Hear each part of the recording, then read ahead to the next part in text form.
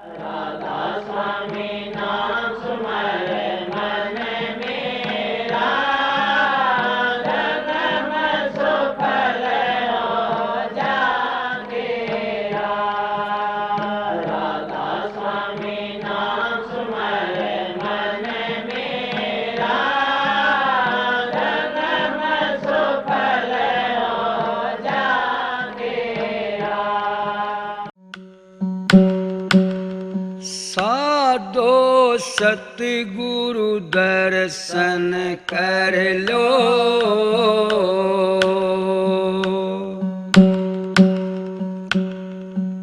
साधो सतगुरु दर्शन कर लो।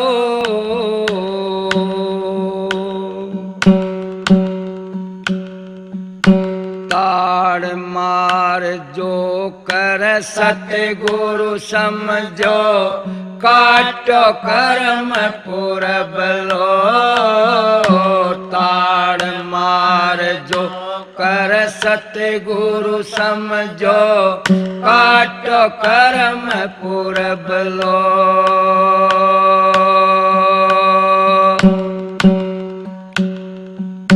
लाड प्यार जो करे तुमसे, लाड प्यार जो करे तुमसे, आनंद कोठा भर लो।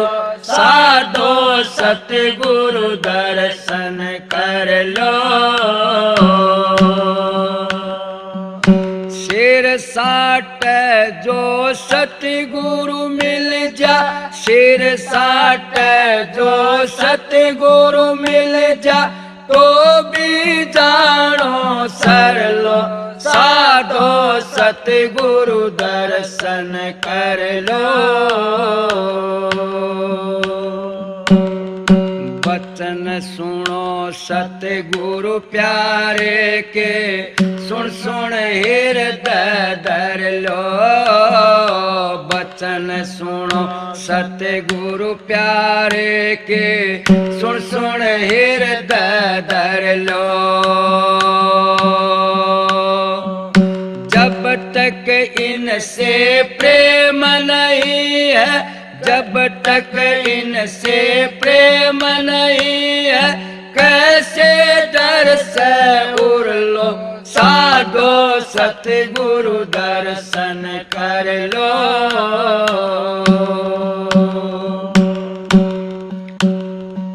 शेर साट जो सतगुरु मिल जा, शेर साट जो सतगुरु मिल जा, तो भी जानो सर लो।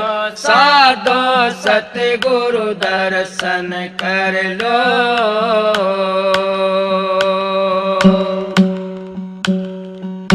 नाम दान हमने उनसे पाया, मिटा काल का डर लो। नाम दान हमने उनसे पाया, मिटा काल का डर लो।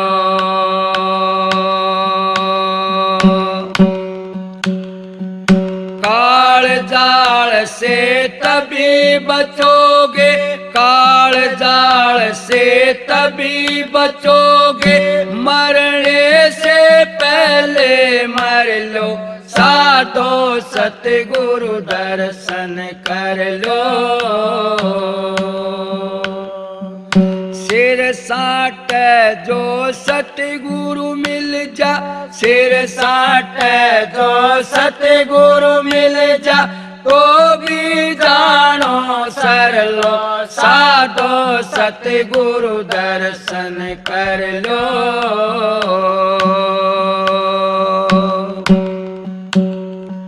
सतगुरु तारा चंद के समझ कवर, हमें ज्ञान बतावा दूर लो। सतगुरु तारा चंद के समझ कवर, हमें ज्ञान बतावा दूर लो। सूरत शब्द का साधन करके, सूरत शब्द का साधन करके, भव सागर से तिर लो, साधो सतगुरु दर्शन कर लो।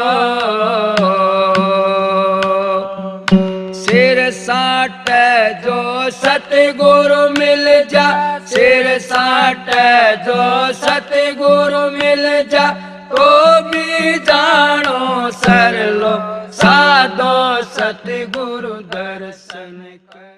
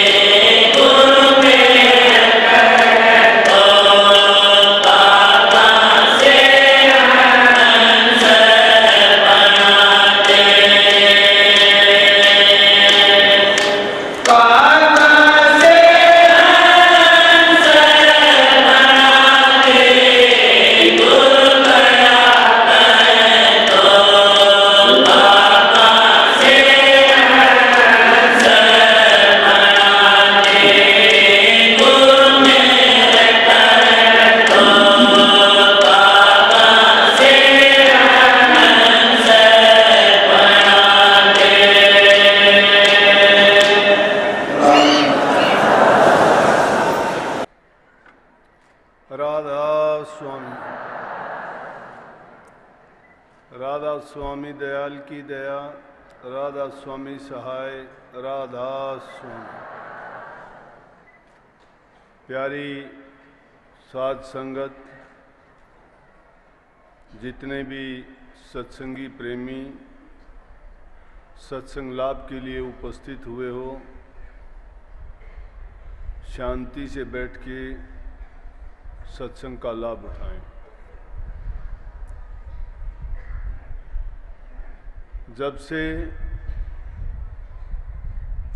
अपने यहाँ सत्संग प्रारंभ हुआ था, उसी समय से गुरु पूर्णिमा ये गुरु पर्व के नाम से जाना जाता है, गंगा स्नान के नाम से भी जाना जाता है। और गुरु पर्व का नाम इसको इसलिए दिया गया कि गुरु नानक साहब का जन्म दिवस आज का ही है। तो जो ऐसे दिन होते हैं जिनमें महापुरुष इस पृथ्वी पर मनुष्य का चोला लेके संसार के जीवों को कर्म की मार से बचाने के लिए उनको प्यार का संदेश देके निज घर भेजने का प्रबंध करते हैं।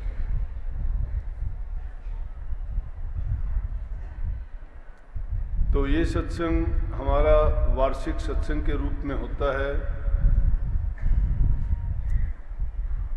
अच्छा मौसम होता है, कल शाम को भी सत्संग था और आज भी मुख्य करके ये दिन इसी निमित्त होता है।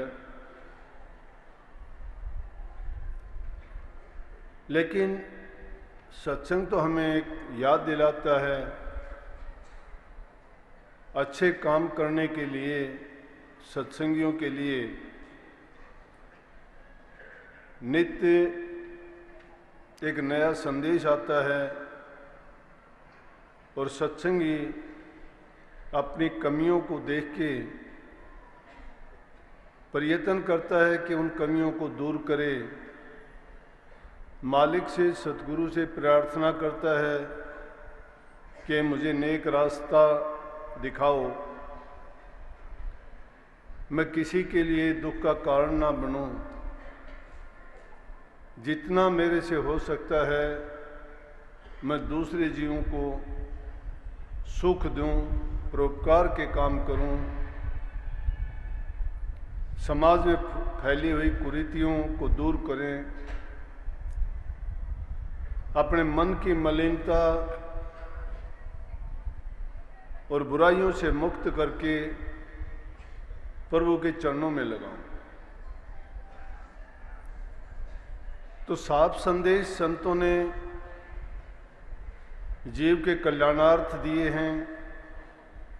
ये जीव आज से नहीं, सदियों से, युगों से भटका हुआ है।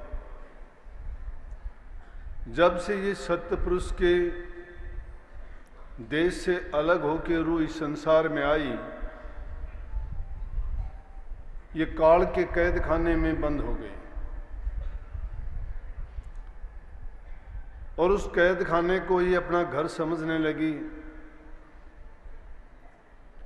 जीवों को पता नहीं है कि हम जहाँ रहते हैं ये देश हमारा नहीं, सत्य पुरुष का नहीं, और यहाँ रूह को कहीं भी आराम, सुख, शांति नहीं है। इसका निज देश तो सत्य पुरुष के चरणों में था, जिसमें वास करके ये आनंद से, प्रेम से, खुशी से रहती थी। वहाँ किसी प्रकार का द्वेष नहीं, बुराई नहीं, आपस में कोई प्रतिस्पर्धा नहीं, ऊंच नीच का कोई भाव नहीं, वहाँ कोई गरीब अमीर नहीं, कोई जाति नहीं। इसीलिए संतों ने उसी संदेश को यहाँ इन जीवों को समझाने का प्रयत्न किया कि ये रूह जिस देश से आई थी सबका एक देश था। यहाँ ये अलग बात है कि 4 श्रेणियों में और 84 खान में अलग अलग इसको शरीर धारण करने पड़ते हैं। ये रूह एक से निकलती है, अगला चोला इसके लिए तैयार होता है, लेकिन रहती इसी चक्कर में है। 84 के घेर फेर में मरना और जीना लिखा हुआ है। अज्ञान में कर्म करती जाती है, कर्म इसका बनता चला जाता है, लेकिन कर्म काटने का इसको ज्ञान नहीं है। उसी अज्ञान के बस ये इस काल देश में, माया देश में विचरती हुई इस देश को अपना मान लेती है। सुख की तलाश करती भी है तो किस चीज की करती है? शरीर के सुख। भोग मिलते हैं तो इंद्रियों के मिलते हैं, लेकिन इंद्रियों के भोग में, शरीर के सुख में जब देखते हैं कुछ दिन के बाद वो सुख, वो भोग दुखों में परिवर्तित हो जाते हैं, तो फिर रूह को कहां शांति मिलती है? संतों ने इसको सही रास्ता दिखाया, समझाने का प्रयत्न किया, लेकिन ये इस देश में रहती रहती इसी देश को अपना मानती है, इसको छोड़ना नहीं चाहती। जिसका भी तुम प्रयास करोगे कि उसको इस कैद खाने से निकाला जाए, सच्चाई का ज्ञान दिया जाए, भेद बताया जाए, नहीं समझते। मस्त है ये उसी में कि किसी भी योनि में जाए, किसी तरह से ये जिए, कितने भी दुख सुख क्यों न हो, संसार की चीजों को अपना मानती हैं। वो बंधन ऐसे बनाए गए कि उन बंधनों में स्वयं बंधती चली गई। बल्कि दादू साहब ने तो इस चीज का इतना अच्छा संदेश दिया। वो कहते हैं, दादू जीव ने जाने राम को, राम जीव के पास, सतगुरु का शब्द बाहरा ताते भया उदास। कि जीव के पास ही राम है राम पास में, लेकिन जीव नहीं जानता। क्यों नहीं जानता? ये अज्ञान है। जब ज्ञान हो जाता है तो इसको समझ ही आ जाती है कि राम तेरे से दूर नहीं है। पलटू साहब उसको कहते हैं, संत और राम को एक कर जानिए, दूसरा भेद न तन कान। लाली जो छिपी है मेहंदी के पात में, दूध में घी इस भांत जाने। फूल में बास जो काठ में आग है, संत में राम इस भांत जाने। दास पलटू के संत में राम है, राम में संत, ये सत्य माने। ये ओत पोत का खेल है। जिस प्रकार से मेहंदी के पत्ते के अंदर लाली छिपी हुई है, काठ के अंदर आग छिपी हुई है, दूध के अंदर घी छिपा हुआ है, लेकिन हमें पता नहीं है। अगर ढूंढने का प्रयास करते हैं, चाहे उनके तुम टुकड़े टुकड़े करके निकाल दो, फिर भी वो चीज कैसे नहीं मिलती है ऐसे। अगर कोई समझाने वाला, बताने वाला कहता है कि इसको निकालने का, इसको देखने का तरीका ये है, लकड़ी से आग देखना चाहते हो तो बार बार उसको जब घर्षण करोगे तो उसमें अग्नि उत्पन्न हो जाएगी। दूध से घृत प्राप्त करना चाहते हो तो दूध को एक निश्चित तापमान पर गर्म करके जमा के जब उसका मंथन करोगे तो उसमें मक्खन निकलता है, घी निकलता, पता लगता है। फूल की जो सुगंध है उसको भी हम महसूस कर सकते हैं। इसी प्रकार से उस मालिक को भी हम प्रयास करेंगे। संतों ने उसके लिए अभ्यास बताया, तरीका, नाम की दीक्षा दी, और फिर दादू साहब की बात पर आए कि सतगुरु के शब्द बाहरा। हम सतगुरु के शब्द से बाहर हैं। सतगुरु के कौन से शब्द? सतगुरु के 2 शब्द हैं। जो कबीर साहब ने कहा कि एक शब्द सुखरास है, एक शब्द दुखरास। एक शब्द तो दुख देने वाला है हमें, और एक शब्द सुख देने वाला है। अब दुनियादारी में भी अगर देखोगे कि अगर कटु वचन बोलते हो तो दुख देने वाला है, और अच्छा वचन बोलते हो तो सुख देने वाला है।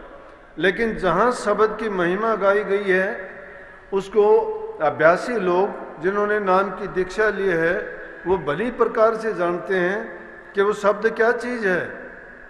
उस शब्द ने सारी त्रिलोकी को रचा है। जितनी चीज़ें हम देखते हैं इनका प्राकट्य सब शब्द से हुआ है, शब्द से बाहर कुछ भी नहीं है। तो एक शब्द, जिस शब्द को गुरु का शब्द अगर लेके अंदर में उसकी खोज करते हैं तो हमें उस सच्चाई का, उस सत्य ज्ञान का और उस सत्य नाम का पता लगता है। लेकिन वो चीज़ बाहर नहीं है। वही नानक साहब की वाणी में आता है, जो कुछ है सो घट के माही, बाहर ढूंढे सो भूल भुलाई।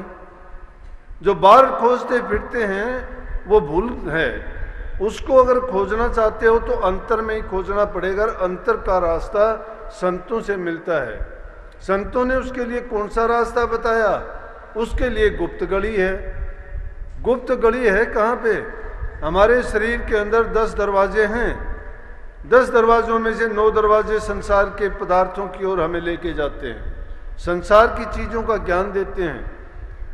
लेकिन 10वां द्वार है, वो गुप्त रास्ता है, वो चलता भी उल्टा है, ऊपर की तरफ है। वो सुखमन नाड़ी के रास्ते पे चल के हमें अंतर में मिलता है। और जब उस रास्ते पर चलते हैं तो वो शब्द घर की ओर लेके जाता है जहाँ से हमारी रूह बिछड़ के आई थी। इसलिए दादू साहब कहते हैं कि उस सतगुरु का शब्द तो हमने ले लिया, लेकिन उससे बाहर हैं हम। उसको हमने अपनाया नहीं, जीवन में उतारा नहीं, उसके गुरु के वचन के अनुसार हमने उसकी कमाई नहीं की। जब उन गुरु के वचन पे नहीं चले, गुरु का वचन अगर मानोगे तो गुरु बार से कहता है कि पवित्र हो। इसीलिए जिन्होंने उस चीज को पाया तो उसको अभी ये जो वाणी थी, ये भानीनाथ और गुलाबनाथ 2 चाचा भतीजा हुए हैं राजस्थान में, बहुत करने वाले महात्मा थे। उन्होंने इस सब की व्याख्या उसी बात की ओर इशारा किया है। वो कहते हैं कि गुरु मेहर करे तो कागों से हंस बना दे। काग से हंस नहीं बनता। काग किसको कहते हैं? जिसकी बुरी वृत्ति है, खोटे कर्म है जिसके। और हंस की वृत्ति क्या है? हंस किसी को दुख नहीं देता। कौवा सबको दुख देता है, सब पक्षियों के साथ कुछ ना कुछ वो करता रहता है, लेकिन हंस किसी भी पक्षी को दुख सुख नहीं देता। वो तो जो भी अगर उससे हो सकता है वो अपने जीवन में मस्त रहता है। अगर समुद्र में भी जाता है तो भी वो मछली मेंढक खाने की बजाय मोतियों को ही खाता है। और मोती सिप में पैदा होते हैं और सिप मरने के बाद ही उससे निकलते हैं। हंस कभी उसको मार के उसका मोती नहीं निकालता। इसलिए हंस की महिमा गाई है। फिर हंस की खूबी है कि वो सिर्फ सार वस्तु को ग्रहण करता है। अगर उसको हंस को दूध दे दिया जाए तो दूध का पानी छोड़ देगा, दूध को पी लेगा। तो वो हमारी तरफ इशारा करते हैं कि सतगुरु ने कौवे से हंस कैसे बना दिया, जैसे हम सबको बना दिया। सतगुरु ने हमारी जो बुरी आदतें थी, जो हम बुराइयां करते थे, उनसे बचा दिया। कोई शराब पीता था, कोई चोरी करता था, कोई झूठ बोलता था, कोई झगड़े मुकदमे करता था, कोई ईर्ष्या निंदा करता था। आपस के अंदर हम इन चीज़ों को अपना के कितने बुरे बने बैठे थे। ये वृत्तियाँ किसकी थी? ये काग वृत्तियाँ हैं। तो सतगुरु ने क्या किया कि उन काग वृत्तियों को छुटा के, ये गुण किसमें है? सतगुरु में है। और कोई ये काम नहीं कर सकता। सतगुरु ये काम कर सकता है कि वो गुरु दया करते हैं तो काग से हंस बना देते हैं, लेकिन बनने वाला भी चाहिए। जो आदमी खुद इस चीज के लिए प्रयास नहीं करता है उसको दूसरा कौन बना देगा? अब कितने ही लोग आके मेरे पास कहते हैं, ये बहन आती हैं, उनके घर वाले कोई शराब पीता है, शराब पी के झगड़े मुकदमे होते हैं। एक बुरी चीज को अपना जाने से तो बुरे काम होंगे। आदमी को भी ले आते हैं, वो कहता है ये शराब पीता है। मैं कहता हूं भाई छोड़ तू। बोला जी छूटती नहीं है, अपनाई तूने है। जिसने खुद ने अपनाई है, खुद ने पकड़ी है, उसको छोड़ भी खुद सकता है। दूसरे की ताकत नहीं है कि उसको छुटवा दे। इसलिए जो इंसान खुद तैयार नहीं होता, दूसरा उसकी क्या मदद कर सकता है? तो सतगुरु उन्हीं की मदद करता है जो उस चीज को अपनाना चाहते हैं और मानना चाहते हैं। हम मानना नहीं चाहते तो सतगुरु क्या करेगा?